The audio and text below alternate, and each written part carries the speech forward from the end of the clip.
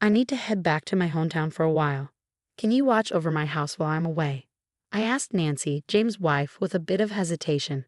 You don't have to come back at all, even if you're my husband's mom. I don't want to live with some stranger, some old lady, she replied, showing her disrespect. Seriously? Whose house does she think this is? Besides, it's too big for Linda to live in alone, right? We'll take care of it, so don't worry. We'll change the locks, so it won't matter if you come back. Too bad. Ever since I moved in with James and Nancy, her behavior has been terrible. I've had enough. Fine, I won't come back here anymore. Really? Yes, really. Just do whatever you want from now on. I, Linda, harbor a secret side that even James isn't aware of. What would Nancy make of it if she found out? Quietly, I packed my things and left the house. My name's Linda. I've been on my own since my husband Thomas passed away 3 years back. At 57, I tied the knot with Thomas, a coworker of the same age, when I was just 24. We didn't have much money, but we had spirit, I suppose. We were just young and full of hope. Soon after our wedding, I discovered I was expecting and gave birth to James the following year. After my maternity leave, I threw myself into both work and raising our child. We entertained the idea of having another baby, but finances just wouldn't allow it then. Thomas hailed from a wealthy family, yet he adamantly refused their help. He had a strained relationship with his father and left home, almost like a runaway. Maybe out of that same stubbornness, James, as serious-minded as his dad, graduated from college and snagged a job at a prestigious company. He excelled professionally and was highly regarded, but his personal life struggled, remaining single well into his 30s. We tied the knot young, full of vigor, but it seemed we didn't follow in our parents' footsteps in that regard. James, when will I get to meet my grandkid? That was Thomas's constant refrain. While our marriage might have been early, it was unusual to find someone in their 30s with no dating history like James. In our time, folks always had tales of their weekend companions. Looking back, it was a more carefree era. Thomas eagerly awaited James settling down, but he passed away suddenly 2 years ago, never seeing it happen, taken by a sudden heart attack. By the time he reached the hospital, it was too late. Overwhelmed by sorrow, I quit my job and stayed home. Luckily, Thomas's insurance covered the rest of the mortgage, and I had my retirement savings, so finances weren't an immediate concern. The house we lived in was newly built, purchased when we were nearly 30, brimming with memories of Thomas. After his passing, James and I agreed to transfer Thomas's share to me. Splitting the house wasn't feasible, and I planned to eventually pass it on to James. When I broached the subject with him, he confessed out of the blue, "I found someone I want to marry." I was taken aback. "What? You had a girlfriend? Why keep it from me?"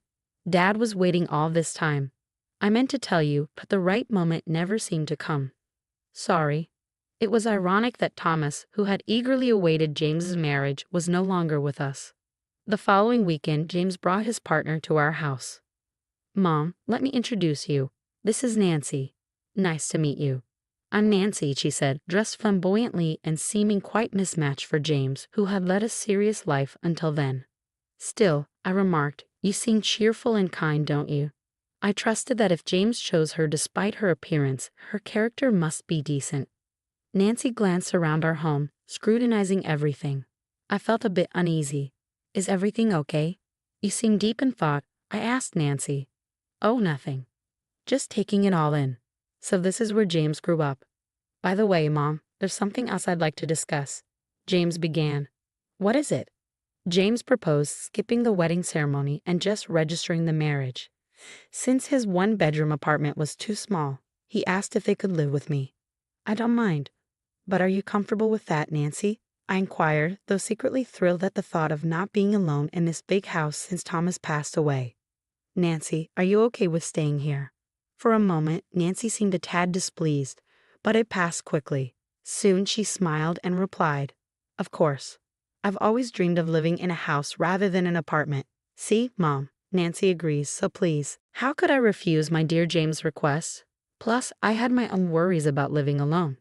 Having the young couple around would liven up the house and perhaps eventually bring grandchildren. I hoped this would gradually fill the void left by Thomas's absence. "It's okay, James. This is your home, and Nancy, please treat it as yours." I agreed to their arrangement. However, Nancy's occasional rude comments troubled me. Once we started living together, my suspicions were confirmed. Linda, I'm quite busy, so could you handle all the meals and cleaning? Nancy asked as we were still unpacking. And the bath preparations too, please. Pretty please. She treated me like a maid. But I endured it for the sake of harmony with James and his wife. Yet the workload of running a household is vastly different for a single person than for a grown adult. Linda, my lingerie is delicate, so be sure to hand wash it. Why can't she do it herself if she's so particular? Even I couldn't suppress my frustration. So I waited for an opportunity to talk to James when Nancy wasn't around. I had to bring it up abruptly, not wanting to upset him. Hey James, could you maybe suggest to Nancy to share some of the housework? When I broached the topic, Nancy's never really done any housework, but she appreciates how meticulously you handle things, Mom, he replied. Anyhow, I'll talk to her about it. Let's try to get along, okay? James seemed to be attempting to reconcile Nancy and me. From that moment on, Nancy's attitude towards me deteriorated further. Why isn't our room tidy? There's dust everywhere. Can't you clean your own space? There might be things we don't want touched. What are you implying, Linda? You're such a homemaker, always at home, right? It's like you're mooching off James. Can you at least pitch in with the housework? I muttered, feeling the weight of resentment building. If anyone's leeching off James, it's me. Nancy's the one draining the life out of this place. I'd endured everything because she was James' wife, taking care of them both. But I hit my breaking point. One day, my sister called. We were all grown, both my sister and brother married, with no one left at our parents' house. Dad passed away when I was in school, and Mom, who lived alone, also passed a few years ago. We didn't want to leave the house empty, so we put it up for sale, and we finally found a buyer. We needed to sort out our parents' house. If James and his wife hadn't come to stay with me, maybe I would have ended up alone too. But even so, if Nancy keeps this up, I won't be able to handle it.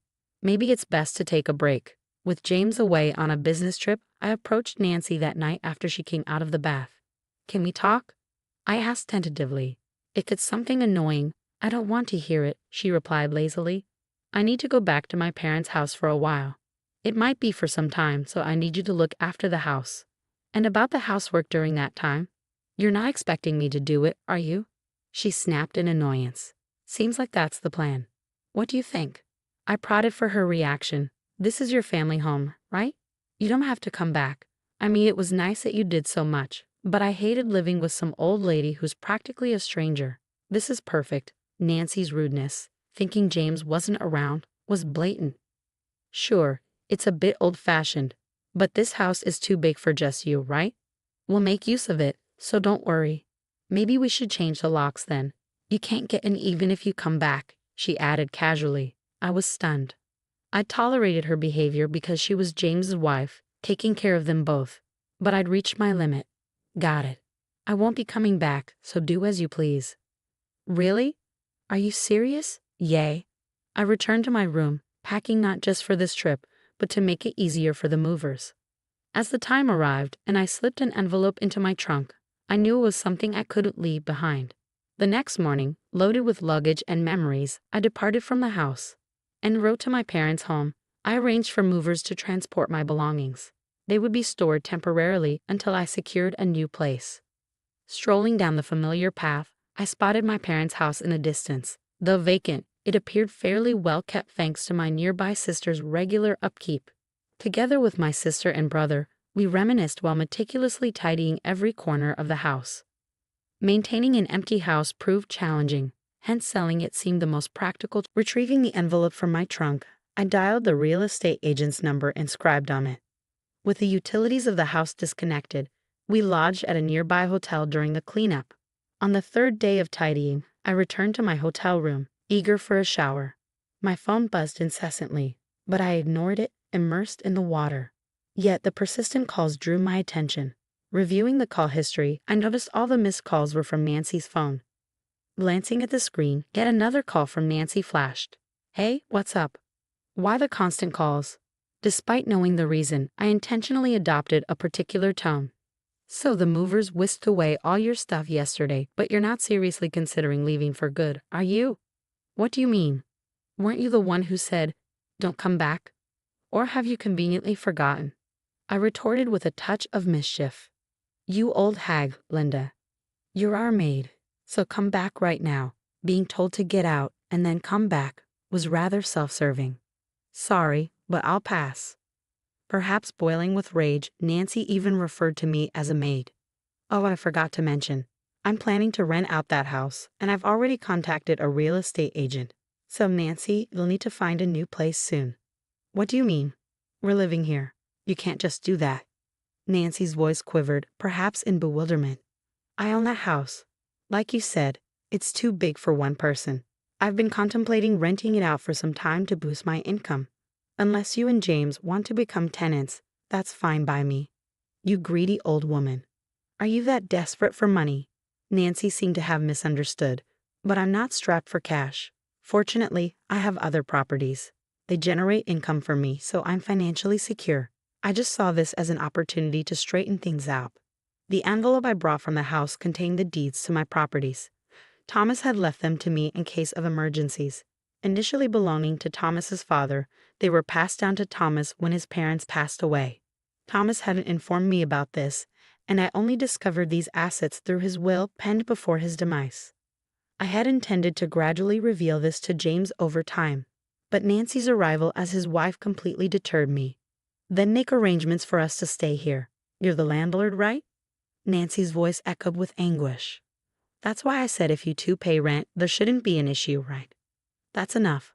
I'll explain everything to James when he returns from his business trip. With that, she abruptly ended the call. I pondered what she might disclose to James. A few days later, James rang. Hi, Mom.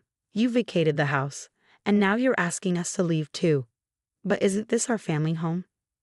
I simply mentioned I had matters to attend to and requested you to house sit, but Nancy insisted I shouldn't return, and I couldn't bear it any longer. What?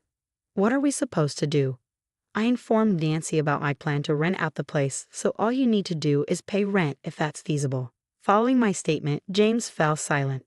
Actually, I've recently changed jobs, James confessed straightforwardly. Since when? Just before our wedding. I haven't disclosed this to Nancy. I was taken aback. I had believed James was flourishing in his prestigious job, but he had been grappling with such issues. Generally, switching jobs is a significant life event.